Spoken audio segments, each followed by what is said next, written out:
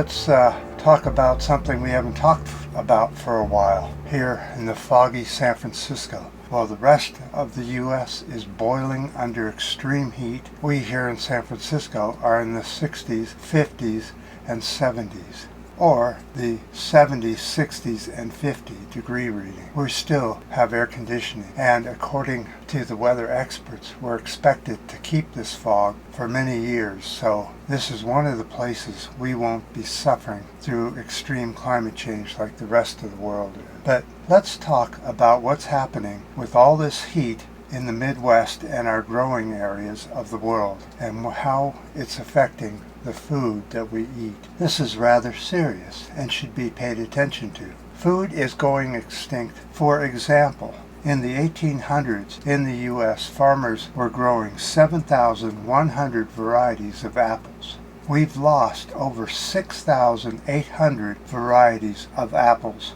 at this time. That is an extinction rate of about 86%. That's a huge number. Think of all the varieties of apples you can't eat anymore because they're extinct. So every day we lose one crop of food to extinction. Every day we're losing a variety of food that we can no longer eat. There are over 30,000 varieties of wheat, but the U.S. grows only 6 different types today. Some of the most endangered food species is in the world right now are avocados, cocoa, and grapes. And we've heard about cocoa going extinct pretty quickly. Can you imagine a world without chocolate?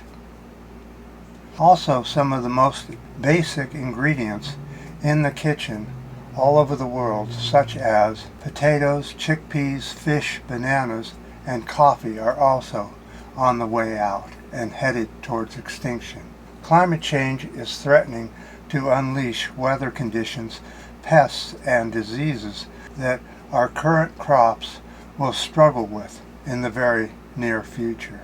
Vanilla cotton will soon go extinct. Now let's talk about this for a minute. Can you imagine that there's no more cotton left for making clothes? That's going to be the reality very shortly, because cotton needs a particular type of weather which is disappearing, and the plants will not be able to survive good enough to where they can harvest them anymore. And you may say, oh, we can just get hemp to replace cotton. The problem with hemp is that it's more like burlap, and you have to have a lot of chemicals added to it, and you have to put it like in a washing machine to soften it so you can use it as a material to make clothing out of. And the problem is when you do that, you change an organic material into an inorganic material, and it will be around like rayon and nylon and those type of threads and materials that we make clothing out now that will be around long after we're dead, because it is not organic and cannot break down in the soil. So why are we losing so many varieties here in the U.S.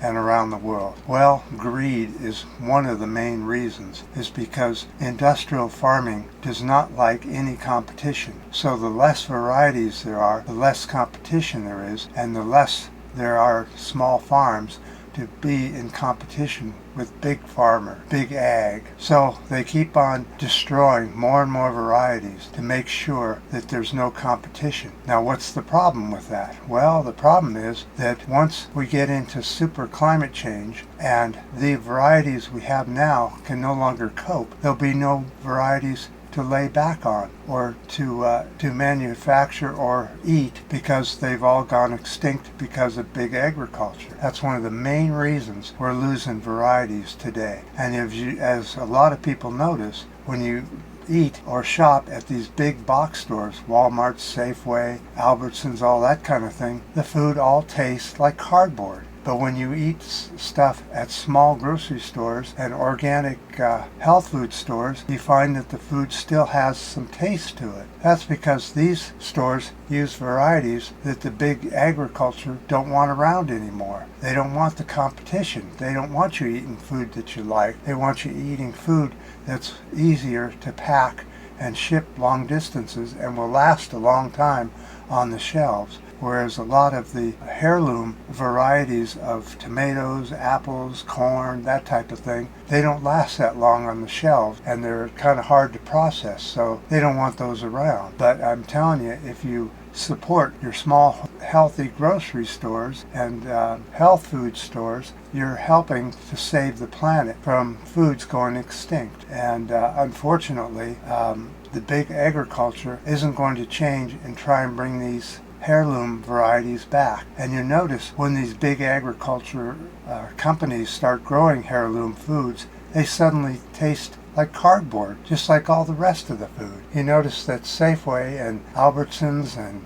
Walmart's organic foods don't taste any better than the regular stuff you get in the produce section, because it's so mass produced and the soils are so degraded from being grown year after year after year, and they don't rotate their soils anymore. They just add more and more fertilizer to it to get more and more crops off of it, but it doesn't mean that the food tastes any good anymore, because there's no real micronutrients or anything in the soil left. It's just kind of sand that they add fertilizers to make sure that their food is still grown, but the nutritional value of non-organic food is very low in comparison to organic food.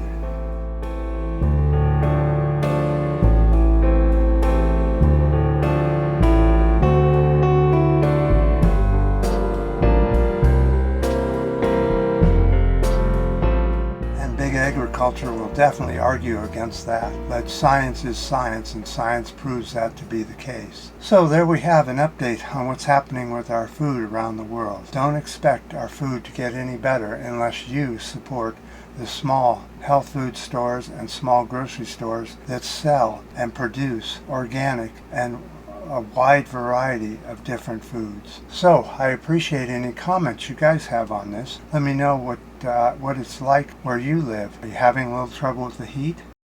Is the heat on now? Didn't we predict this before? Well, our next video is going to talk about the incredible heat and how the 1.5C pre-industrial levels are actually getting hotter and hotter, not cooler and cooler like they predicted. Once El Nino went away, they thought that the planet would cool back down. It's not, and it's not going to cool back down because climate change is continuous. We are continuing to put CO2 and other greenhouse gases into the atmosphere, causing immense heat waves around the world. And as if you notice that these hurricanes and tornadoes are getting bigger and lasting longer. So, any comments you have would be appreciated on this hot day here in most of the world.